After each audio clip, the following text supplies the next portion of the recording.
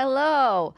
Welcome to the World Healing Tour podcast, where our mission is to help you heal yourself so you can heal the world. Hi, my name is Noah Crane. Each week, we will bring you tips and tools and inspire you to live your most empowered and joyful life.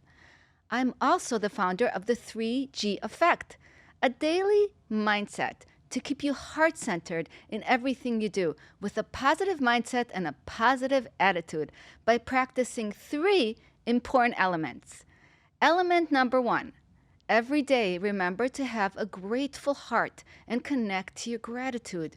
When you're connected to your gratitude, you're connected to positive feelings and positive emotions, and therefore drawing more positive people, things, and experiences into your life. So remember, what are you grateful for right now in this moment? Take a moment to be grateful.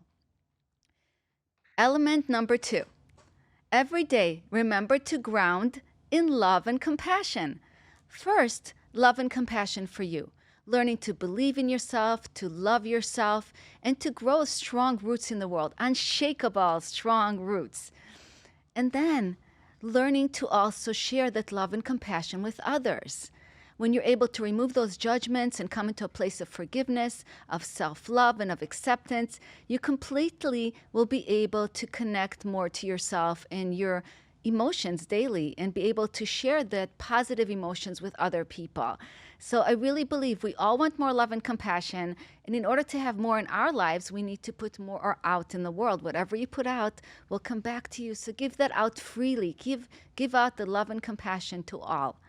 And element number three, every day know that you are guided by God. Whatever it is for you. For me, I call it God. For you, it might be like source, higher power, universe, whatever it is for you. Just know that God's inside you, God's beside you, and God's all around you. All you need to do is open your heart and soul to God. God is here to guide you on your journey. God will send messages and messengers in unexpected ways to help you get to where you want to go. All you have to do is learn to be a really good listener, right? And be open to change directions when needed. Create a relationship with God. Talk to God. Thank God daily for all the miracles in your life. I thank God for everything, for coming home safe, for a nice warm shower, for the food. So it's those little things, right, that keep us really connected to ourselves and grateful and connected to our lives. By doing the 3G effect daily, I've completely transformed my life. I've been able to find my soulmate. I've been able to write my book and create so many amazing connections in my life. It really is that inner work that creates your outer world. And that's why I'm so excited about my guest today. Karen Rudolf is an inner harmony facilitator. She's an author of 4 best-selling collaborative books. Her latest one is Healthopedia, The Language of Healing Words as Medicine. Don't you love that? She helps people and facilitates well-being and health through effective communication and strategies of self-leadership with a holistic approach. Karen Rudolph, welcome to the World Healing Tour podcast. Thank you. It's a pleasure to be here. Great to have you here with me. It's such an honor. And I love your work. So first, I want to just start by asking you what makes you so passionate about helping people through all kinds of things that they're going through? What lights you up the most about helping people on the journey? Oh gosh, that's such a loaded question. For me, it's really um, it's been a passion of mine for many, many years. Coming from a nursing perspective, I found that I was thwarted early on. In other words, I was basically told I was seen, not heard, and it was like, go away kind of thing. And fast forward later on in life, as a nurse, I felt the same thing. So I went into, I used to ask the doctors all the time, what is it why is it rather that you're not getting to the root cause? And they just poo-pooed me off, like, just here's a script, send them home and let them Mm, be on their way. And I said, "No, not on my watch. This doesn't work for me." So I made it a lifelong passion to get to the root cause. And I love your opening introduction because it's so who I am and what I do. And, our thoughts, our feelings, our emotions all carry through words. And words are, uh, us, how can I put this? Your Dr. Emoto's work. Love Dr. Emoto's work. Dr. Emoto did the study of water, and your body is made up from 60 to 78% water. And every thought you think is attached to every cell. Every cell is attached to an organ, and every organ creates ease or disease in one's body. So it became a passion of mine to learn to go deeper and how might I serve others by shifting that energy. Yeah, and I actually have in my book, The Grass is Greenest Where I Am, which is right behind me. I actually have a chapter there that says, "Your words create your world, and your world is created by your words." Why are words so important as you see it, or the message that you bring to the world, to be able to be more aware of your words in order to create what you want in your life? Beautiful. Yeah, everything is energy.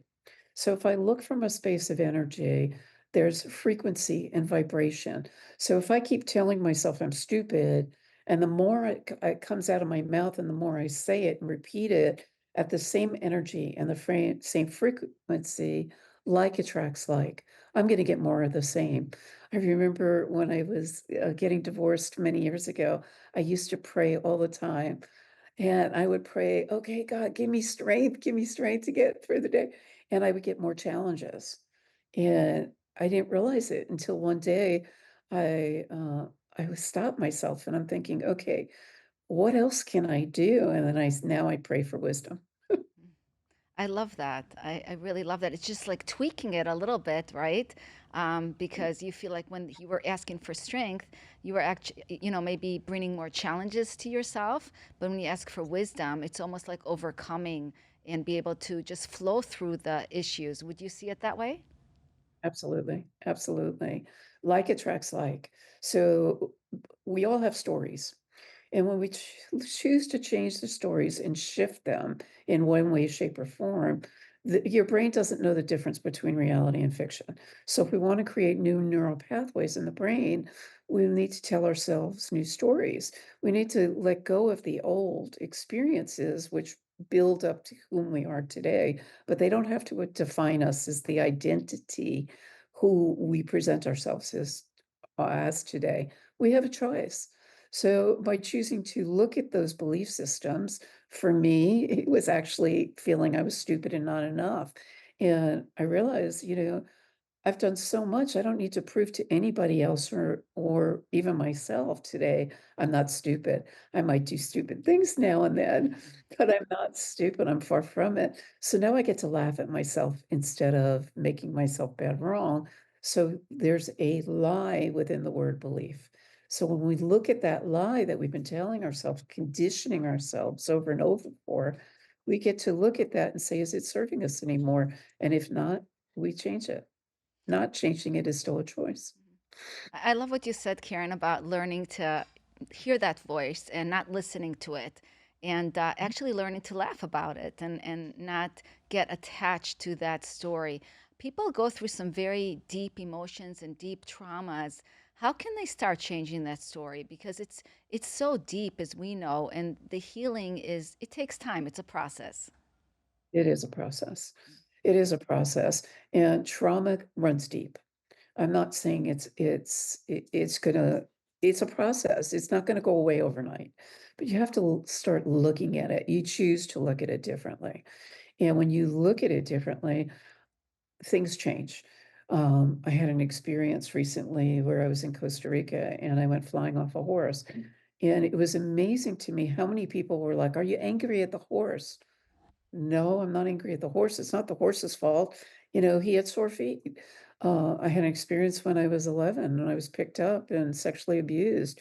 I could hold on to that and allow myself to be victim, which is that negative energy, which if we don't emote it and getting out of our body, that's where the challenges and the trauma will start building and building and create dis-ease in the body. my goal is to shift that energy by looking at it, shining the light on it, and saying, "Okay, this happened," right? But it's not something that I'm choosing to hold on to and hold it near and dear like it has to define who I am as a person. It's actually made me stronger and made me realize what I don't want as opposed to what I Mhm. do want now. So, Yeah, and I think that blame is something that is very often in our society. We like to blame other people, we like to blame the government, we like to blame everybody else for our problems, right? And you yeah, said the horse, it wasn't the horse's fault. His feet were sore, and I wasn't gonna be mad at the horse. It happened, and how do I deal with it now, right? And I think that's a very positive way of looking at life, right? Not to blame anything, but I think a lot of people have a really hard time with that. I wanted to talk a little bit about that. Why are we so attached to blaming other people for what we're going through? in my world, it's because we don't want to be responsible, Mhm. right? We choose to react rather than respond. And the word respond right away, if you look at responsibility, it has the word respond in it. And what I teach from is when you're pointing fingers at everybody else, you have three more coming back at you.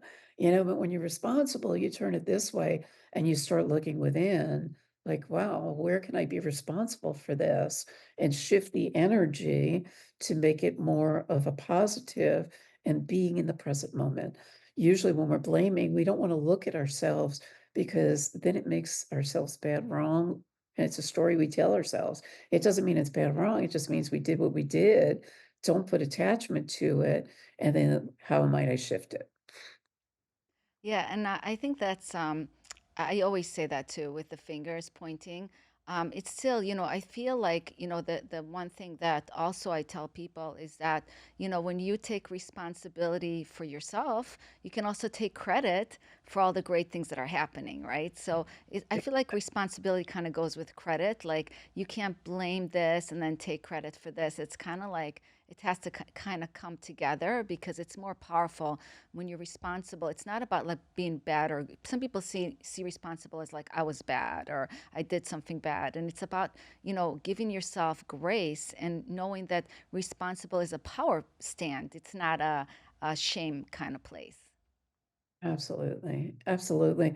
And not just that, Mhm. when you step into that, there's a certain level of personal freedom that comes along with that. And with personal freedom comes opportunity and doors start opening. And for me, it's been an amazing journey. And I just look at it as these are the things that occur for me, the challenges and the circumstances I overcame along the way to create who I am today. And I love my life today. So sometimes just stepping over and being a yes to life, it could be a good thing. When we change the way we look at things, the way we look at things change. So it's really shifting perception. Yeah, and perception's everything. Mindset is everything. How do you get your people that you work with, clients, to be able to change their perspective and see things from a different kind of lens? Often it's challenging, but a lot of times what I do is I listen. Yeah, I'm a listener, and I listen to where they're coming from and their point of view. Doesn't mean it's right or wrong. It's just their point of view. So I meet them where they're at, and I give them other perspectives, other opportunities to look and choose what could be. I mean, if you see a car accident, there's 4 different perspectives you're looking from the car accident. It doesn't mean any one of them is right or wrong, but a lot of times we're so in the thick of it, we forget to look at all the other aspects of it. So what I do is I take them on a journey of looking at it from a bird's eye view, Mhm. such that they can really look down on it and choose for themselves. I don't tell them what to do or how to do it. I lift them. I really believe I'm the wind beneath people's wings, so to speak. This way, we journey together, but it's your journey. I'm just here to guide them. Yeah, and that's great. I love that you get them to see things from different perspectives because, and at the end of the day, you want them to choose probably the more empowering perspective for their lives because at the end of the day, what do we want to do? We want to stay empowered. So, perspective, if we choose a perspective that leaves us disempowered, we're going to be in a weaker state of mind. But if we choose a perspective that keeps us empowered, it changes the whole picture for us and we can actually, be able to grow through that experience. Absolutely.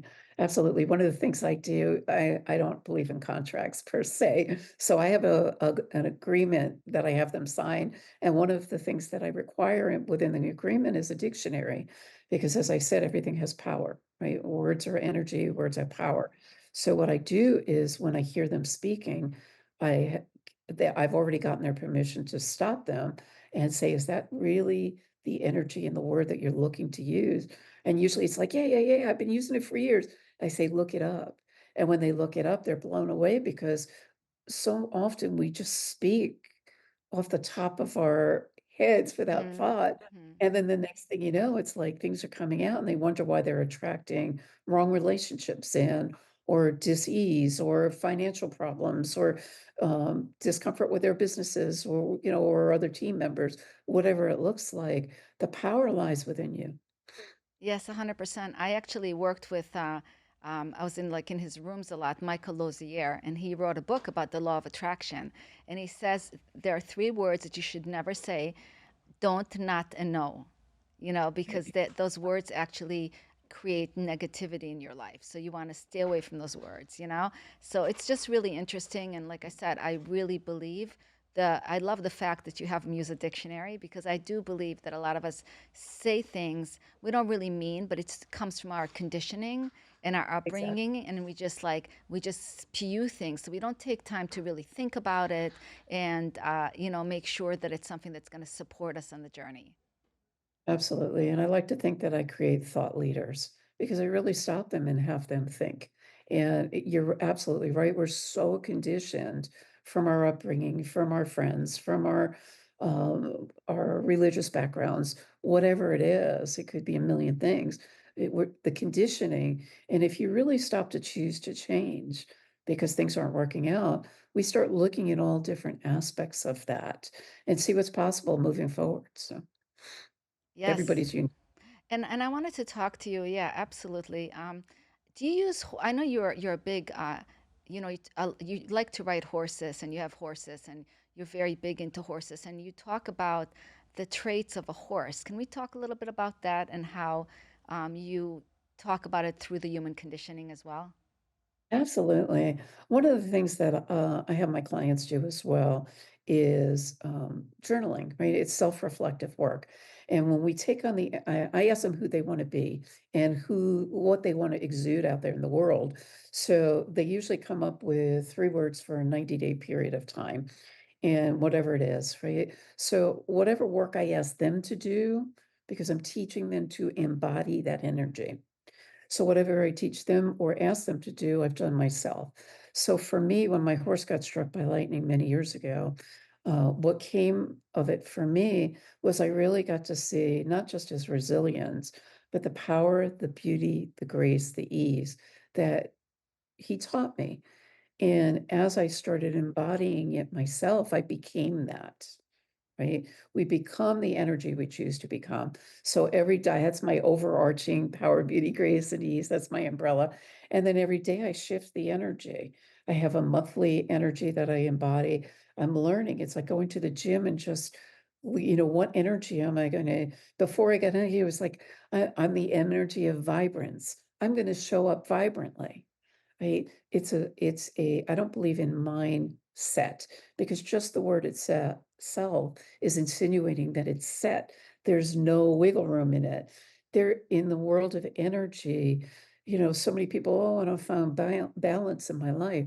In a 3D world, there is no balance. In a 5D world, energy is always in flux, it's in harmony. So it's really putting the harmony into the space to create the fulfillment and the joy that people are looking for and the well-being.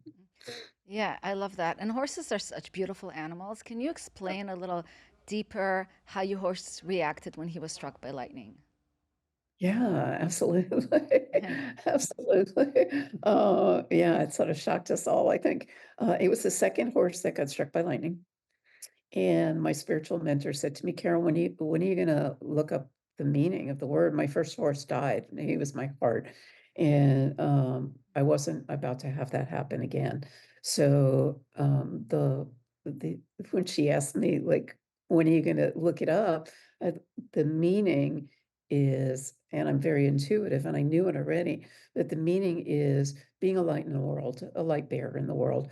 And I just said, "Okay, I'm not ready to be responsible." She laughed, and I went, "All right, I'll step into it." And I've been into it ever since. But when Truman got struck by lightning, he was a fighter. He didn't give up, and against all odds, the vet told me, "Put him to sleep." And I said, "No." I remember closing my eyes, getting still, going within, and all of a sudden, I flung my eyes open, and I said, "No, he and I are gonna be catalysts for change." And the vet looked at me, stepped back, and he was like, "What?" And I'm like, "I don't know where that came from, but I guess we're gonna be catalysts for change," and I've been rocking out with that ever since. And Truman has a there's a certain level of intuitiveness to him. I was doing a lot of before COVID, a lot of, trauma clearing work with him alongside having clients alongside of him. And he would just intuitively know to, as they're emoting all these huge emotions, a lot of times they're crying to get it out. He would hang his head and just stand there absorbing it. And then all of a sudden, when they were through, he'd lift his head up. It was like, "Give me my carrot. I'm out of here." But he's always been so consistent. When I had my own injury, I remember I couldn't wait to come back from Costa Rica and be able to get out there to see him, just to be in his energy, to build my own energy. And he just would not leave my side when I came back. And I came back with a walker and I was barely walking, but I was determined to get out there to see him. So yeah, he's a special. They call him the miracle horse. People would come near and far when I lived in Orlando to come see him. So, I'm just curious, how do horses get hit by lightning? Is that because they were outside at the time, or how does that Yeah. happen? Oh gosh, most people don't realize, but lightning comes up from the ground. It doesn't come from above. So Really? my first horse was under a tree, so it came through the roots and it killed him instantly and knocked him over. And this time, Truman was standing by his fence in a puddle of water, and although he's not shod, he has his natural hooves. He was still standing there when the lightning struck came up and knocked him over, and he just kept getting up and falling down and getting up, falling down, and his resilience was amazing, and I found myself in Costa Rica with that same resilience, and it was just amazing because he was always there. He's always there with me, so That's so beautiful. I did not know that when lightning hits, it comes from the ground. I always thought it hits like a tree, and then is it like an effect when it hits a tree? it shoots out from the roots Okay, over. yeah, but it comes from above and then it shoots back out from the ground. Is that what you're saying? My understanding, it comes up from the ground. Really? I never knew that. See? Learn Yeah, something new every day.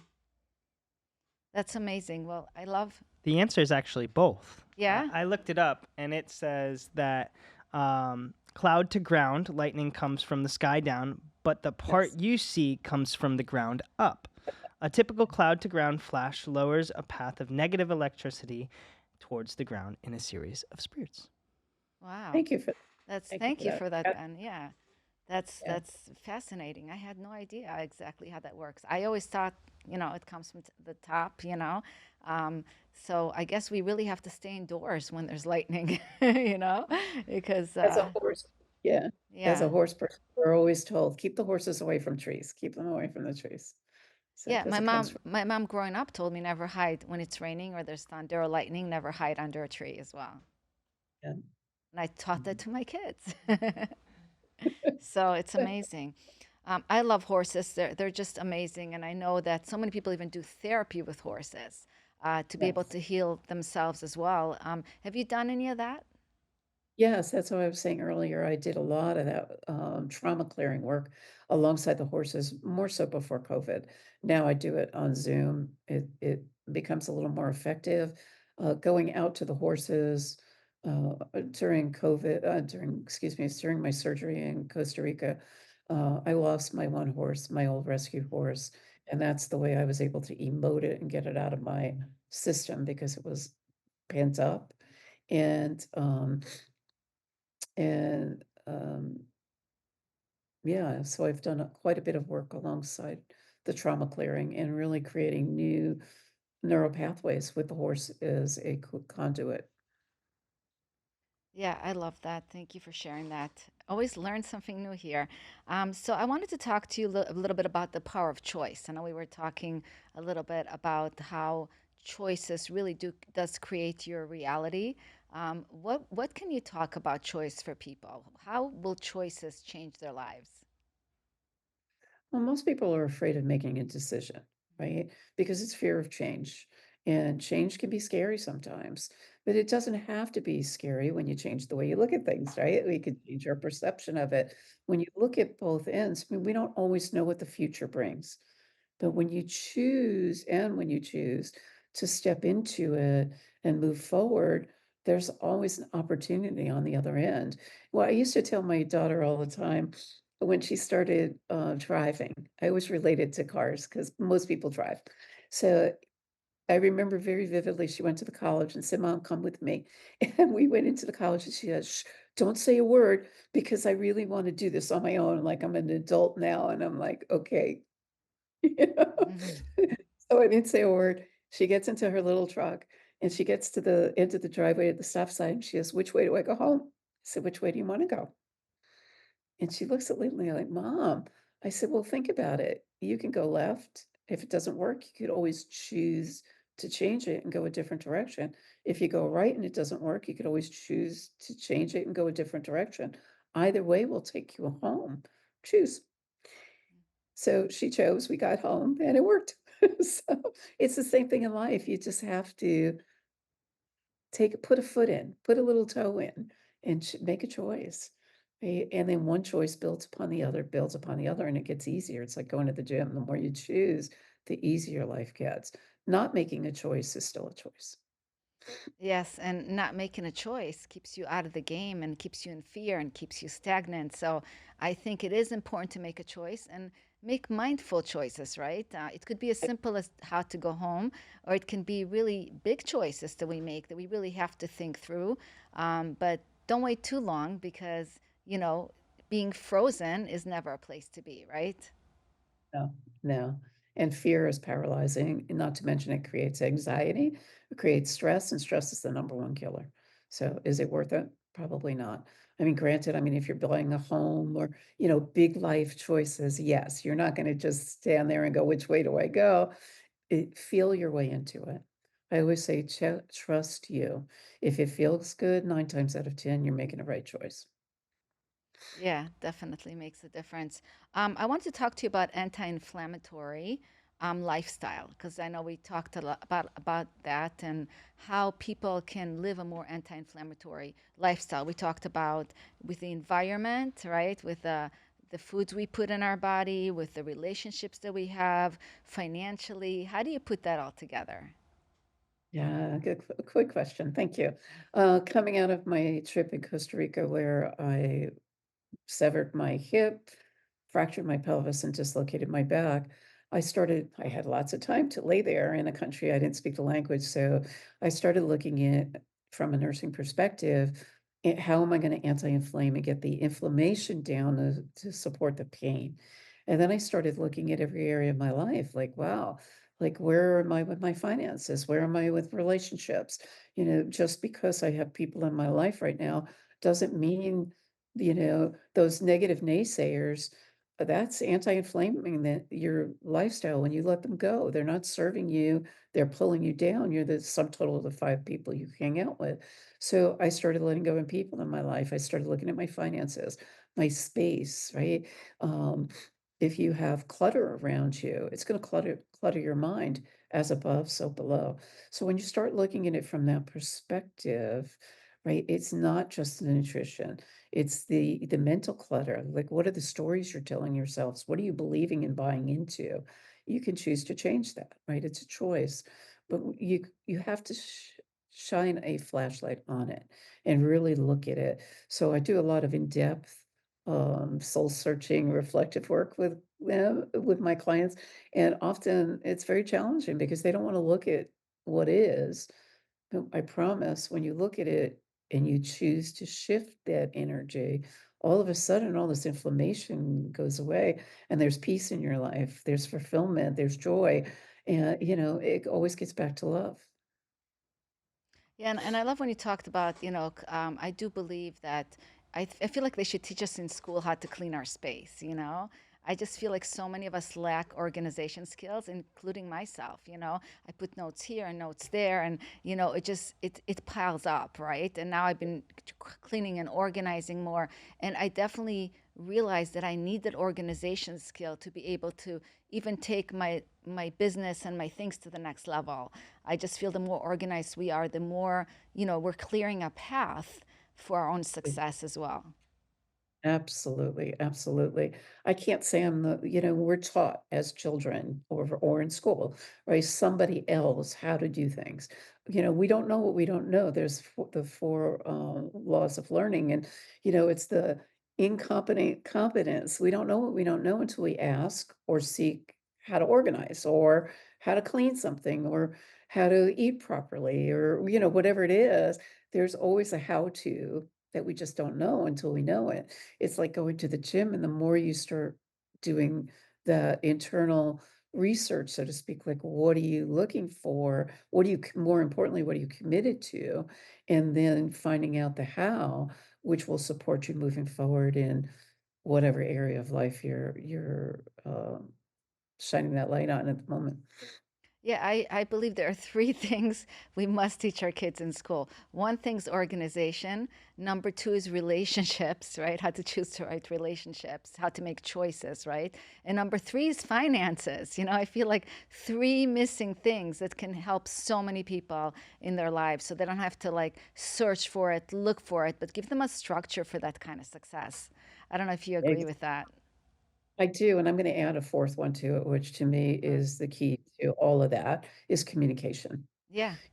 We're not taught communication, we're taught verbs and adjectives and all that other stuff, but we're not taught to communicate.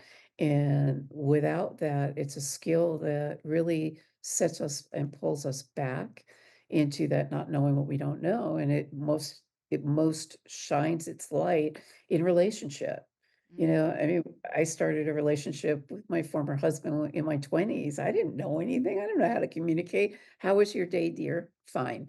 Well, define fine for me. I don't know how to define fine. So he would get angry with me, It was like, it was this repetitive over and over again, this conversation. And now at this point in time, I've learned because um I was taught I self not self-taught. Let me frame that. I was in a space when I got divorced where I didn't know what I didn't know, and I have three small children, and I realized at the time I could be in my pity party, which I was, really thinking it, and I remember he wouldn't talk to me, so everything went through the court systems, and I knew I had to be not just my advocate, but I had to be an advocate for my children, and how was I going to speak to a judge that I couldn't even look in the eye with, and I couldn't look at my attorney, let alone myself. I couldn't even look myself in the mirror because my self-esteem was like shot at the time. I had no self-esteem, no self-worth at the time. And I delved into communication courses, which was my biggest saving grace because then I was able to model it for my children and really empower myself. And that was one of the beautiful parts about utilizing all my skills and pulling them all together because I've done team management, I've done leadership, I've done team building, team bonding. So I took all of that. I said, I'm going to focus on my healing in my hips and to get myself home because I couldn't walk. And I said, I created a team and I said, delegated everything to them. And I was able to communicate my wants and my needs very concisely. Most people in relationships don't know how to ask for what they want or need. And, they expect our partners or their partners, I should say, to be mind readers or our kids to be mind readers. And then they get pissed off about, what are you saying? So I teach that as well. It's fun for me. It's like putting the puzzle pieces together. So communication, such an important thing, right? And it almost goes on to relationships because, when we're in relationships, we have to learn to communicate. It's so I love that you brought that into the picture.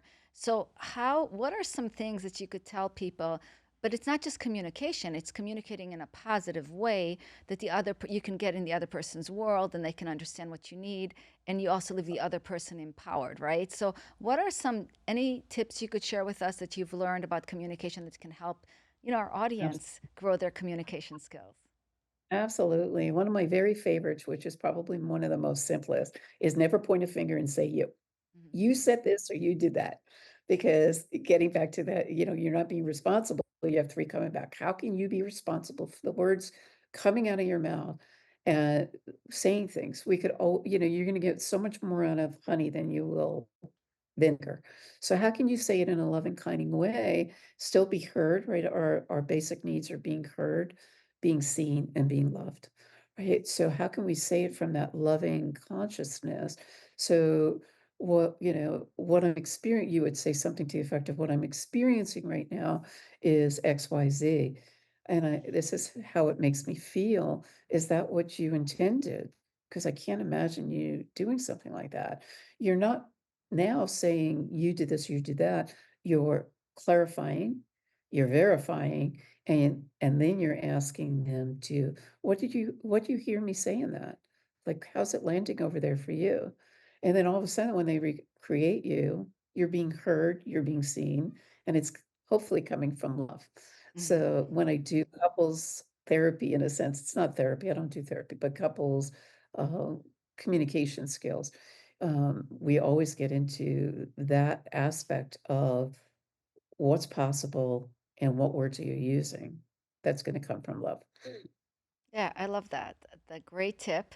Anything else that you would say would change a communication? Because I definitely think pointing a finger doesn't create any connection and love. Yeah, it's always being in the inquiry, be questions, right?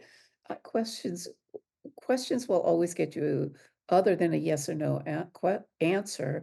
Ask questions that are going to empower the other to start thinking, number one, and respond from a hopefully heartfelt space. If they're feeling pissed off and, wow, I notice like you're a little upset today, like share with me what's going on. I want to get into your world. Without saying, "Oh my god, you're taking it on me and now I'm feeling da da da da da," then you're making it about yourself. When you stop and you pause and take a breath, I always teach from a space of stop, change, and shift. Stop the action. I always look at it like walking a dog. Most people walk a dog or have a dog or walked a dog at one time in their life. Actually, I give my clients dog leashes. And they look at me and they laugh and they open their box and they're like, "What the heck is this?" I say, "Put it up there as a reminder." Right? When you get out and you're in your head, you're who's walking who? Are you're walking a dog and it's like you're being pulled forward, or are you in control? You stop and you pat the dog and you say, "Thank you so much for sharing. I really appreciate your context." Right? But I'm in control now. So you're stopping the action, you're changing it, right? Stop change. So now I want a different response. How can I be responsible for that different response? You're going to walk beside me. Okay, here we go. Stop, change, and shift. We're shifting into a new energy, a new action. Same thing with your communication. The same thing with it. Hitting that pause button gives your brain enough oxygen to shift the energy, oxygenate it so you can think clearly. And most people don't take that pause break. Yeah, I love that. That's really good. Those three things. I say shift, change, and recreate. You know, Same. yes, it's the same thing. It's just a little different way of how I've seen it. So we all have our way of seeing things. But I love that. I think that's really important, right? And what I've learned a lot lately is that we can't control anybody. At the end of the day, you can't control everybody. We have to release the control because the only person you can control is yourself. You can't control what your husband does, what your kids do, what your friends do, and the more we try to control things and try to make things be a certain way to fit the way we think people should be, the Right. more we get resistance back. So releasing that control gives us more power in our lives because the only person we can ever change is ourselves. Would you agree with that? Absolutely, absolutely.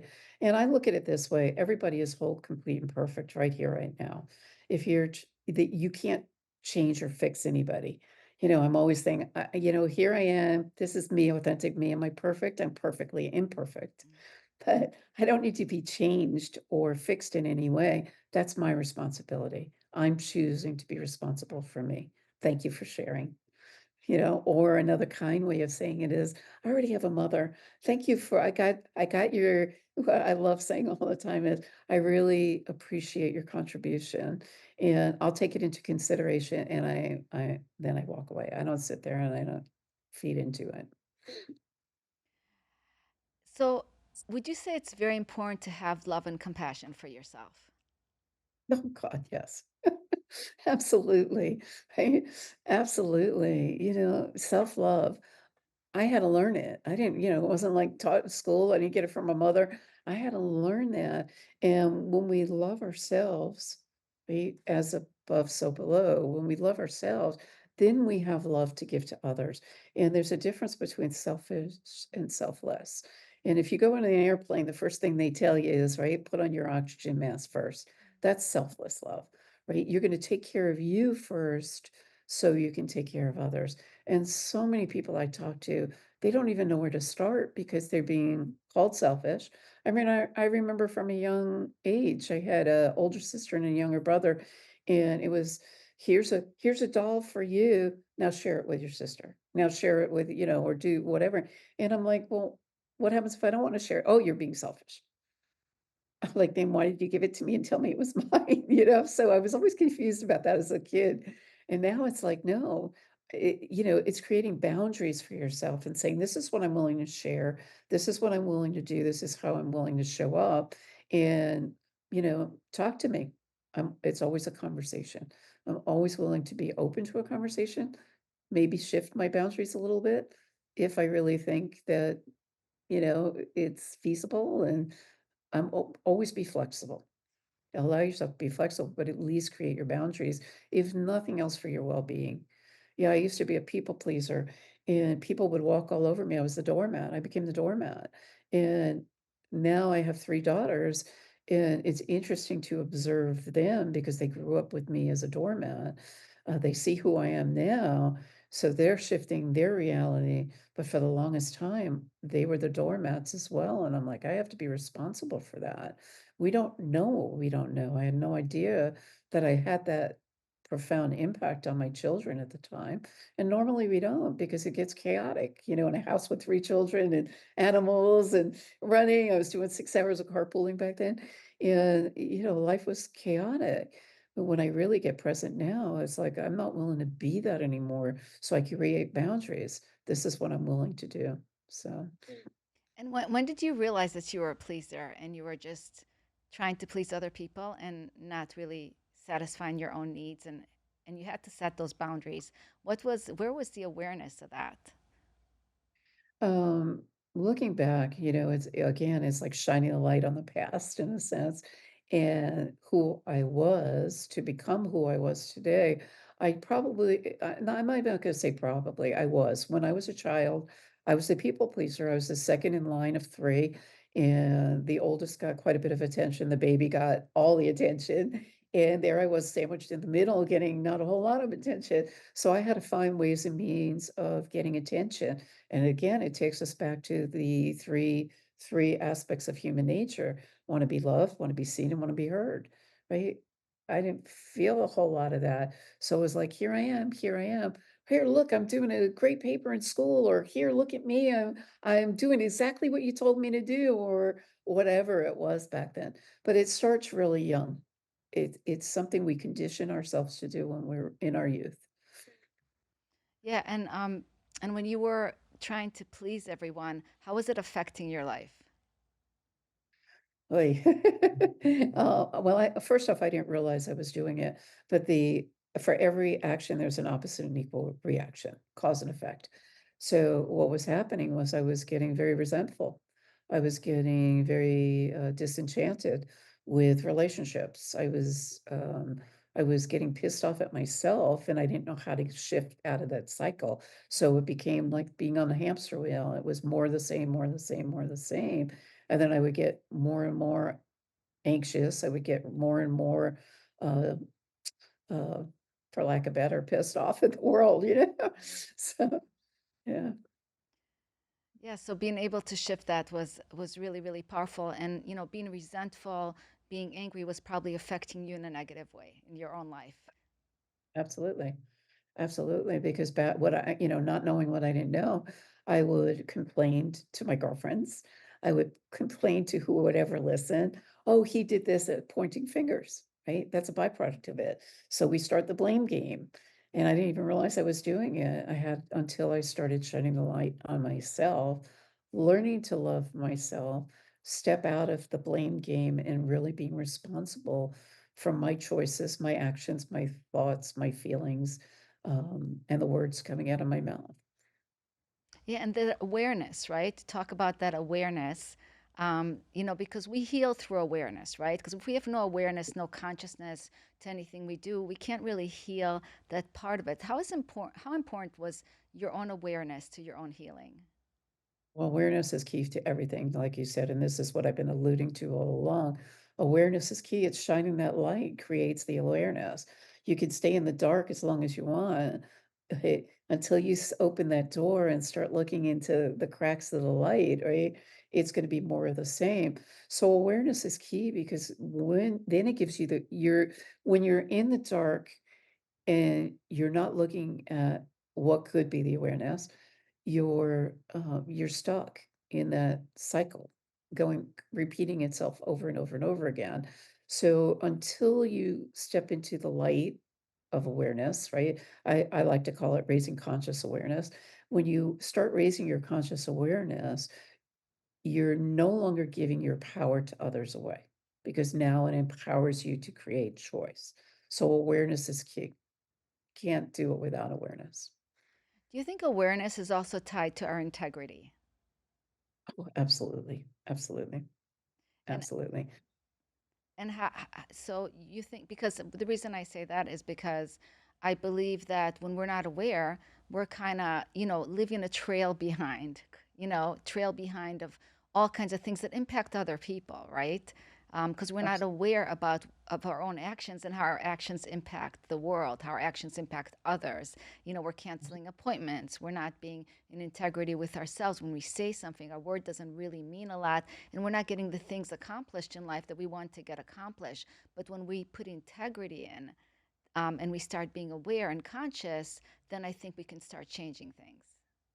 Oh, absolutely. I don't even think I know for a fact because integrity is very strong in my world.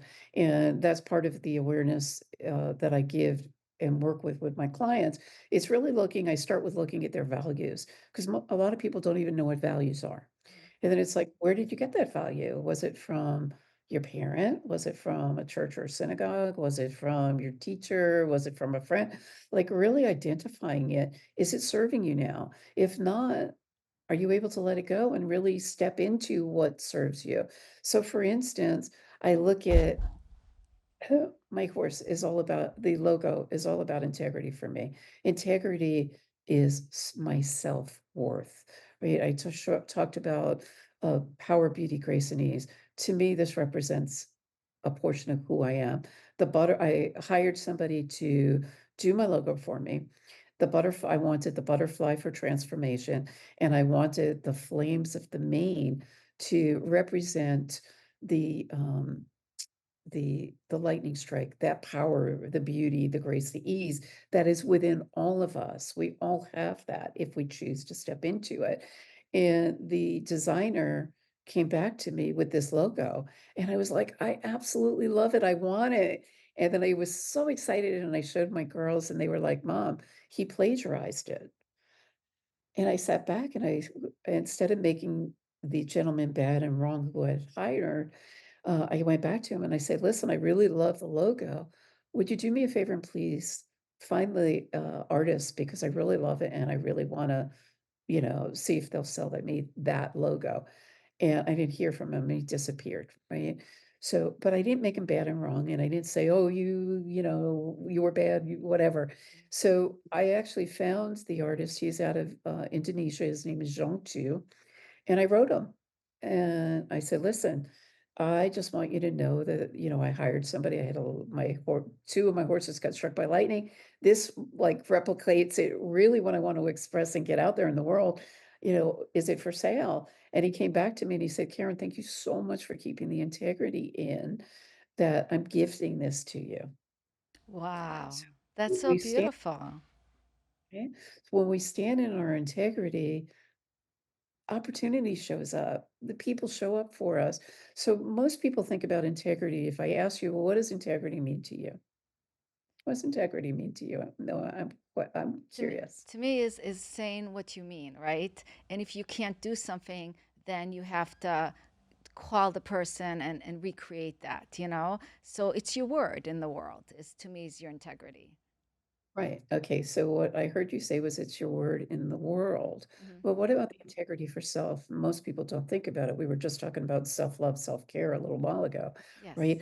We give our word to everybody else, right? The people pleaser again. We get without really realizing that we forget to give it to ourselves. And we don't step into the power of the word for ourselves. I made a commitment to myself because I've been doing for everybody else. I'm still healing from my injury and from my accident. And I give and I give and I give. And then at the end of the day, I'm like, my hips are screaming, and I'm like, no, my commitment to myself is creating boundaries that I'm willing to work within this period of time and give of myself, right? Or I'm going to go for a walk. So I started a campaign for myself, and I always take people along for the ride. So on my Facebook page, it's like, okay, I'm doing this 60 days walking. I'm going from, 20 minutes to 30 minutes up to an hour. Who's on the journey with me? Because that's my integrity to myself. I show up every single day. I am who I say I'm going to be. And mean what you say what you don't, and follow through. And if I can't, as you said earlier, I recommit. That's internal as well as external, Yeah. and shining a light with it. Yeah, and integrity is also doing the right thing when nobody's watching, you know? Eh, Because, it's about always doing the right thing, no matter who is yeah, watching. Because honestly, you guys, somebody's always watching. I used to have a T-shirt on that said, "Somebody's always watching," and it's really is true for life. So even if there's not a person there, God's watching, the energy you put out. So integrity is basically like how you show up every day in the world, being authentic, being real, and not trying to deceive anybody and not trying to take away from anybody, but rather just nurture your own journey and be the best version of yourself every day. yeah, absolutely, and give from the heart. It doesn't take much to give from the heart. There's a lot of takers out there, and there will always be a lot of takers out there, but it doesn't mean you have to be that. When you're living integrity and you're living with compassion and love from that space, you always give, and when you give, you receive. There's, like as you said, there's somebody higher watching and nurturing and guiding and guarding, and so yeah. And by the way, I love your logo. It's absolutely beautiful. And I love the story behind it, the fact that he gifted to you. I mean, that is just so special. Thank you. Yes. So every time I talk about it, I always talk about Zhang Tu. He is, as of recently, I've been watching him on Instagram, Jonkou. You can't see it here, but it's his name is like right under the butterfly. It's really small, but Zhang Tu, and he actually does these incredible, beautiful freehand. He did this all freehand, and he does his artwork freehand, and he records it on as he's doing it on Instagram. It's beautiful. His work is beautiful. He's so talented. My God. Oh Gorgeous. I my, love it. I love it. And yeah, it totally encompasses who you are, the strength and that you're going through everything that you've been through and just, choosing to shine. choosing. It's a choice, right? Hmm. My girlfriend, when I first, excuse me, my company name, as you can tell, is Tranquil Solutions. And my girlfriend, who lives down in South Florida, she used to live up in New York, and she worked for a not a talent agency, advertising agency. And she said, "Karen, that name, you're never gonna make anything in the world with that name, and it just will never sell." And I said to her, I looked at her and I said, "That's like taking my name Karen, stripping me down naked and telling me I'm not Karen." Excuse me. And 3 years later, she came back to me and she said, "That is totally, totally who you are." And I went, "Yeah, that was a download. That this name came as a download." And I listened to my intuition. I listened to the guidance. It's there for for a purpose. And so many people I know, they just don't pause long enough to listen.